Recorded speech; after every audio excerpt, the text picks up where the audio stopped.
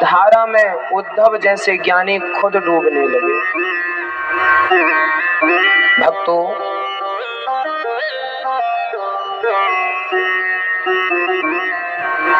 भगवान को कैसे पाया जा सकता है? क्या ज्ञान से पाया जा सकता है? यदि ज्ञान मार्ग से पाया जा सकता है तो उसमें खतरे ज्यादा हैं, गिरने के, बिछड़ने के।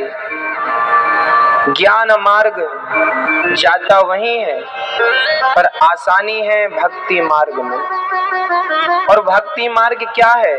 बोले प्रेम। गोपियां प्रेम करती थी, बस यशोदा को प्रेम था। इसलिए मैं आपसे निवेदन करता हूं कि भगवान से कुछ ना लिया जाए, कुछ ना दिया जाए, दिया जाए तो केवल प्रेम दिया जाए। राम ही केवल प्रेम प्यारा, केवल प्रेम। यदि हम प्रेम करें उन्हें से तो वो निश्चित मानिए कि हमारी भक्ति सफल हो जाएगी, हमारा जीवन सफल हो जाएगा।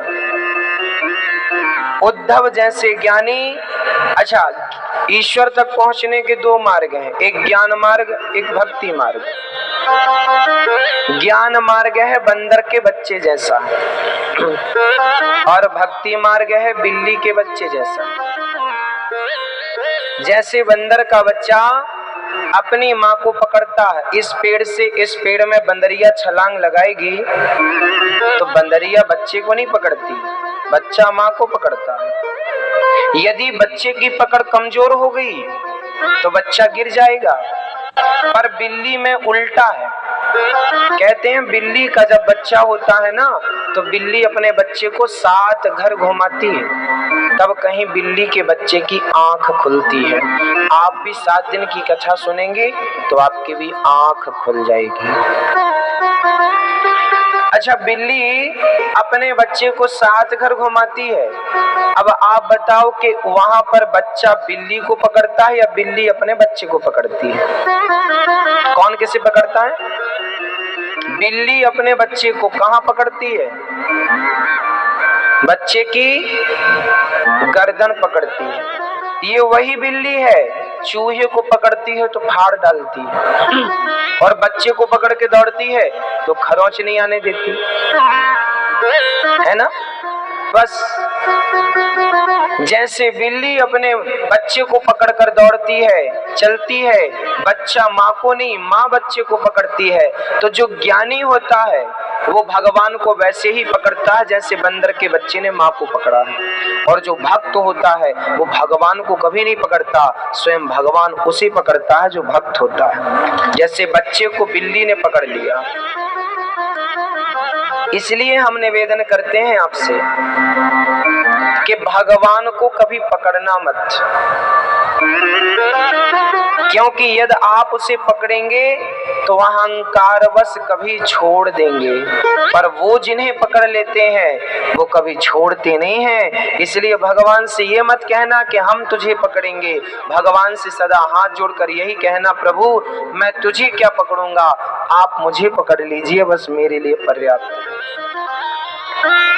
एक बार सूरदास जी कुएं में गिर गए थे,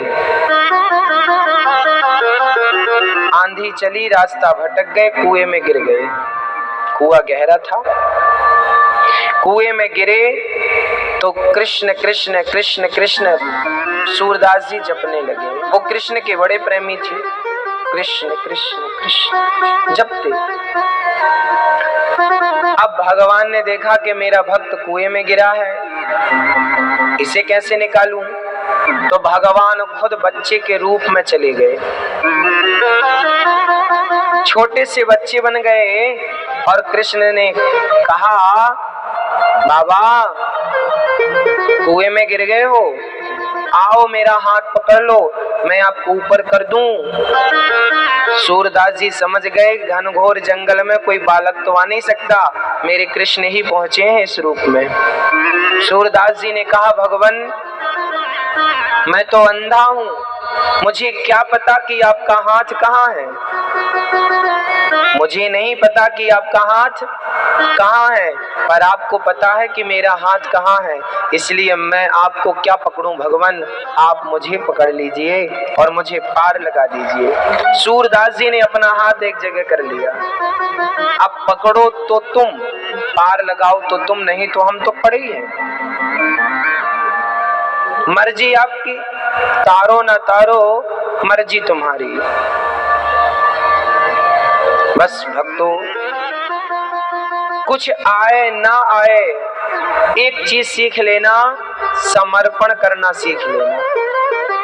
भगवान के चरणों में आत्मसमर्पण। हे भगवान, मैं आपका हूं, मैं तेरा हूं, बस तेरे चरणों की सेवा है, सब कुछ तेरा, एक तू है जो मेरा है। जब गोपियों ने उद्धव को ज्ञान दिया तो उद्धव जैसे ज्ञानी आज पानी पानी हो गए। एक दिन के लिए गए, 6 महीने तक लौटे नहीं, अंत में लौटे राधा रानी का दर्शन करके। तो कृष्ण से कहा आप वृंदावन चलें, क्योंकि आपके प्रेमी वही हैं। तब हृदय में कृष्ण ने वृंदावन का दर्शन कराया। उद्धव ने देखा, कृष्ण का दर्शन हृदय में हुआ। उद्धव जी चरणों में गिर पड़े। उद्धव को ज्ञान का घमंड था, अहंकार था, तो अहंकार मिटाना हो तो वृंदावन की सैर एक बार कर आओ कि वृंदावन जैसा वन नहीं। वो नगरी ज्ञानियों की नहीं है भक्तों, वो नगरी तो प्रेमियों की नगरी है, प्रेमियों की भरमार है। वहां प्रेम करना हो तो वृंदावन जाओ, ब्रज रज से प्रेम होगा, बांके बिहारी से प्रेम होगा। प्रेम की नगरी है वो, क्योंकि वहां गोपियां थीं। ये उद्धव प्रसंग जितना कहा जाए कम है। आज भगवान, कल आपने सुना कि कृष्ण ने रुक्मणी से विवाह किया। प्रथम रुक्मणी के बड़े पुत्र का, रुक्मणी के पुत्र का नाम हुआ प्रद्युम्न। प्रद्युम्न का हरण किया सम्रासुर ने। मैया क्यों इतनी आवाज आ रही है, थोड़ा शांत रहो मेरी माँ। अब हम नहीं चाहते कि हम आपको कुछ बोलें, और शांति का परिचय दीजिए।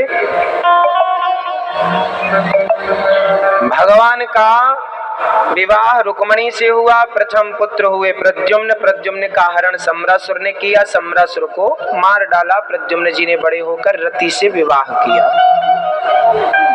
ये अद्भुत चर्चा थी।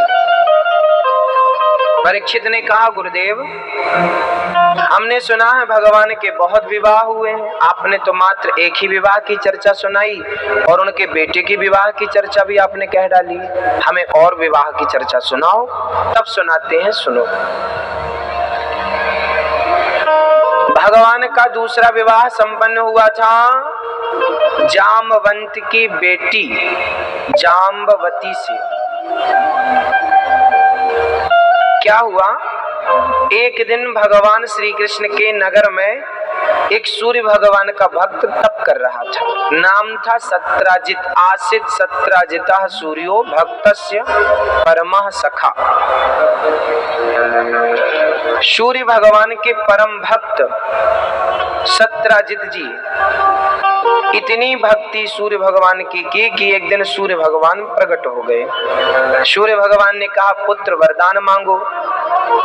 कह दिया सत्राजित ने हमें कुछ धन चाहिए। सूर्य भगवान ने मणि उतारी, सत्राजित के गले पे डाली। ये मणि 100 किलो सोना रोज देगी। कितना सोना देगी? अब 100 किलो सोना सत्राजित ने पाया, रातों रात पैसे वाले हो गए। महीने भर में तो उनके घर सोना ही सोना हो गया। उनके जैसा बड़ा आदमी अब कोई नहीं था। अब वो जरा अकड़ के चलने लगे। एक दिन सत्यजित जी वो मणि पहन के कृष्ण की सभा में गए। जैसे ही पहुंचे भगवान श्री कृष्ण ने कहा, सत्यजित जी इतनी महंगी मणि आपके पास है, आप क्या करें? इस मणि को राज खजाने में जमा कर दीजिए ताकि इससे प्रजा का उत्थान हो, कल्याण हो। सत्यजित ने मन में विचार किया, तपस्या हमने की, भक्ति पाई हमने, मांगने वाले बहुत थे। सत्यजित ने नहीं दी। अच्छा, मणि मांगा किसने? देने वाले कौन थे? सूर्य भगवान। और मांगने वाले कौन थे? कृष्ण भगवान। दिया भी भगवान ने, मांगा भी भगवान ने, पर दिया तो रख लिया, पर मांगा भगवान ने तो देने से इनकार कर दिया। यही सत्यता है। जब ईश्वर हमें देता है तो हम रख लेते हैं कोई भी चीज, और जब ईश्वर वापस मांगता है तो हम देने से इनकार कर देते हैं। 5 मिनट में मिलेगा।